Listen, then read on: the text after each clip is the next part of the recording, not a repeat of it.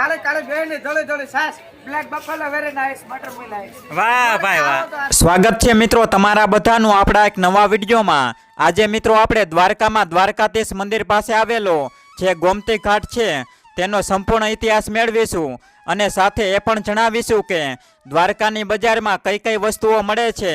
તો ખાસ મિત્રો વિડીયોમાં છેલ્લે સુધી બન્યા રહેજો અને મિત્રો માહિતી પસંદ આવે તો વિડીયોને લાઈક કરી આપણી ચેનલને સબસ્ક્રાઈબ કરવાનું ભૂલશો નહીં, જેથી અમારા વિડીયો સૌથી પહેલાં તમારા સુધી પહોંચી શકે.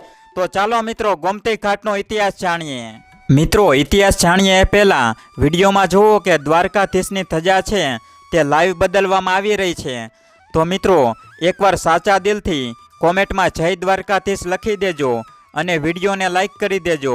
મિત્રો આ દ્વારકાધીશની ધજા છે એ દિવસમાં 5 વાર બદલવામાં આવે છે અને મિત્રો અહીં ગોમતી ઘાટ પરથી તમે દ્વારકાધીશ મંદિરની જે ધજા છે એ પણ જોઈ શકો છો.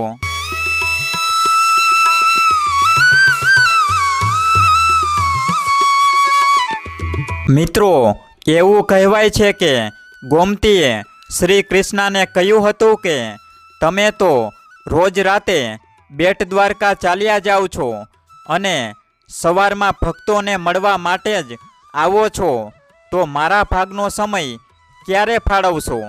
ત્યારે દ્વારકાધીશે વચન આપ્યું હતું કે સવારના વહેલા પોરમાં આપણે ઘાટ પર જ મળીશું. ત્યારે ગોમતીએ પણ વચન આપ્યું હતું કે તમારા આવ્યા પહેલાં હું પણ આવી જઈશ. અને આજે પણ શ્રી કૃષ્ણ વચન નિભાવે છે. ગોમતી અરબ સાગરમાં મળી જાય છે, પરંતુ એ પણ પોતાનું વચન નિભાવવા માટે સવાર થતાં જ પાછી વહેતી આવે છે અને શ્રી કૃષ્ણ બેટ દ્વારકાથી આવે છે અને ગોમતીને મળીને મંદિરમાં બિરાજમાન થઈ જાય છે. કદાચ એટલા માટે જ ત્યાં આખી રાત માટી દેખાય છે અને સવાર થતાં જ ખડખડ વહેતી ગોમતી જોવા મળે છે. અને આ મિલન છેલ્લા 5000 વર્ષથી ચાલ્યું આવ્યું છે.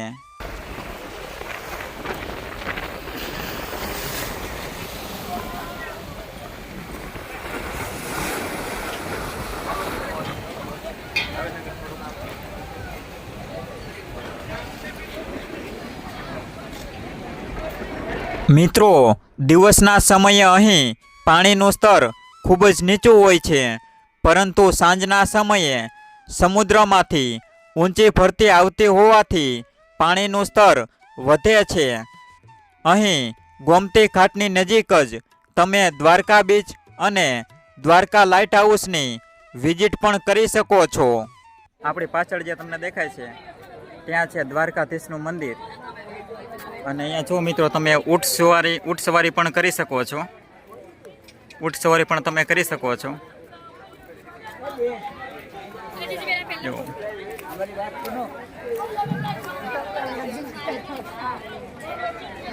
દાદા કેટલા ઊંટના?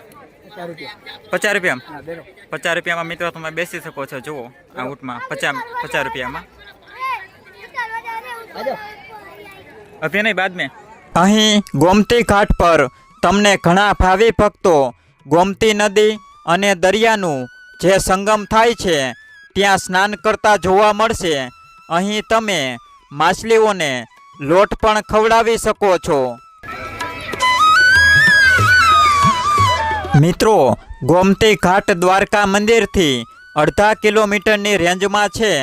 એવું કહેવાય છે કે વ્યક્તિએ ગોમતી ઘાટમાં દીપદાન અવશ્ય કરવું જોઈએ અને આ ધાર્મિક વિધિ ખૂબ જ શુભ મનાય છે. મિત્રો હિન્દુ ધર્મમાં ઘણા પશુ પક્ષીઓને શુભ માનવામાં આવે છે અને એમાંથી એક છે માછલી. હિન્દુ ધર્મમાં માછલી સાથે સંકળાયેલી ઘણી અલગ અલગ માન્યતાઓ છે. એક માન્યતા અનુસાર માછલીઓને લોટની ગોળી ખવડાવવાથી ધન લાભ થાય છે. એટલું જ નહીં, એવું પણ માનવામાં આવે છે કે જો તમારી કોઈ કિંમતી વસ્તુ ખોવાઈ ગઈ હોય તો એ પણ તમને પાછી મળી જાય છે. મિત્રો અહીં ગોમતી ઘાટ પાસે અન્ય 2 સ્થળો સુદામા સેતુ અને 5 પાંડવોનું મંદિર એની પણ તમે વિઝિટ કરી શકો છો।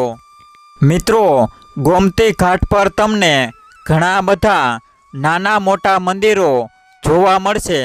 તો ચાલો મિત્રો આપણે મંદિરે જઈએ અને તમને પણ દર્શન કરાવીએ।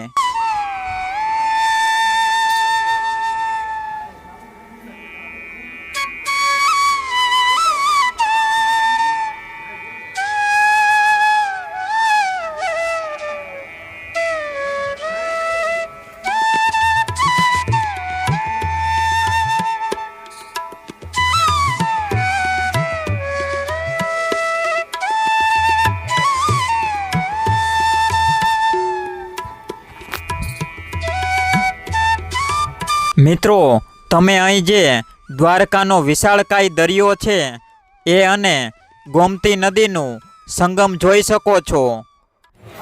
અહીંયા જુઓ મિત્રો દ્વારકાની ફેમસ છાશ છે, જુઓ તમે આ ભાઈ વેચી રહ્યા છે। હા, કાળે કાળે જોઈને જોડે જોડે છાસ black buffalo very nice butter મિલાઈસ। વાહ ભાઈ વાહ, તો આ પીવા આવજો ભાઈ। જય જય દ્વારકાધીશ, જય દ્વારકા, જય દ્વારકાધીશ। અહીંયા જુઓ મિત્રો આ ભાઈ છાશ વેચી રહ્યા છે। તમે જોયું મિત્રો એ ભાઈનો ઉત્સાહ તમે જોયો હશે મિત્રો, એકદમ ઉત્સાહથી આપણને છાશ પીવડાવે છે અને મિત્રો એકદમ આનંદ મજા આવે છે। મિત્રો દ્વારકા આવો તો ખાસ એ ભાઈની છાશ પીવાનું ભૂલશો નહીં। બાકી આ જુઓ મિત્રો દ્વારકાની બજાર છે, જુઓ તમે।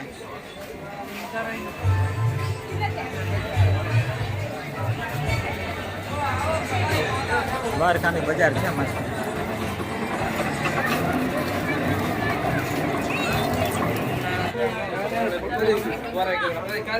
ઓ ભાઈ લસ્સી પીઓ ઠંડી ભાઈ, મજા આવજો લસ્સી।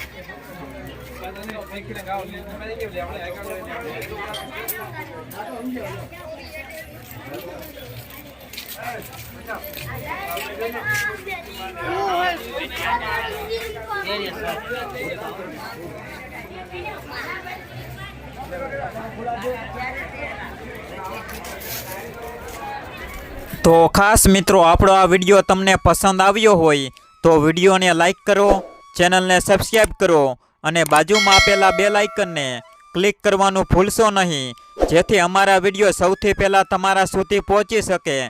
તો મિત્રો મળીએ બીજા વિડીયોમાં, ત્યાં સુધી બધા મિત્રોને મારા તરફથી જય દ્વારકાધીશ।